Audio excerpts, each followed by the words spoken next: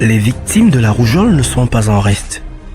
Dans la localité de Kenzo, située dans la région de l'Est, cette maladie a été une véritable terreur à cause du nombre de cas de victimes, de décès officiels et peut-être aussi de décès communautaires non déclarés. La maladie a commencé, on se disait que c'était le parlure ou bien les fièvres ou autres.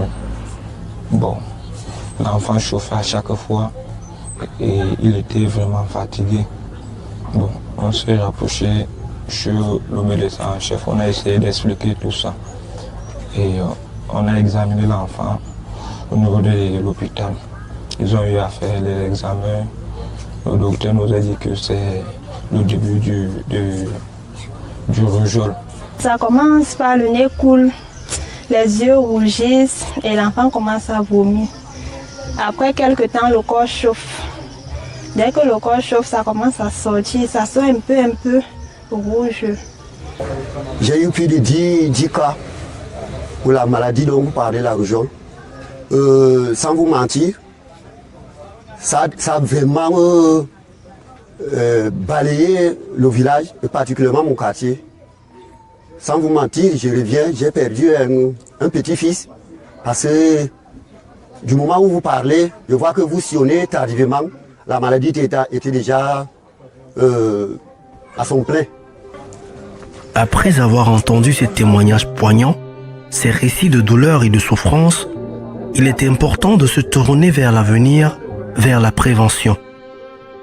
Ces familles qui ont vécu l'impensable souhaitent aujourd'hui partager un message d'espoir et de protection par la vaccination. Elles veulent que d'autres familles puissent éviter les épreuves qu'elles ont traversées. Ces voix s'élèvent pour nous rappeler l'importance vitale de la vaccination. Leurs paroles sont un appel à la responsabilité, un cri de cœur pour protéger nos enfants et nos communautés. Ces conseils sont le fruit d'un profond désir de préserver la santé et l'avenir de tous. Moi, ce que je peux dire aux parents, de ne pas douter de cette maladie. Si vraiment ça, après l'enfance, là, ça peut aussi contaminer tout le monde.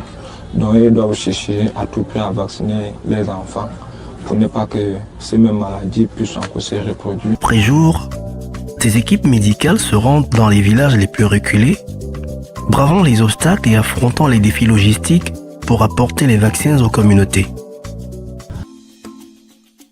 Les épidémies de rougeole ont laissé des cicatrices indélébiles. Mais elles ont aussi illuminé la solidarité et l'engagement des habitants et des professionnels de la santé. Ils tissent des liens d'espoir, se battant pour un avenir radieux où chaque enfant pourra grandir en pleine santé et dans la sécurité. Rendre hommage à leur courage est une nécessité, tout comme renforcer notre plaidoyer pour soutenir ces efforts héroïques. Ensemble, main dans la main, nous avons le pouvoir de faire la différence.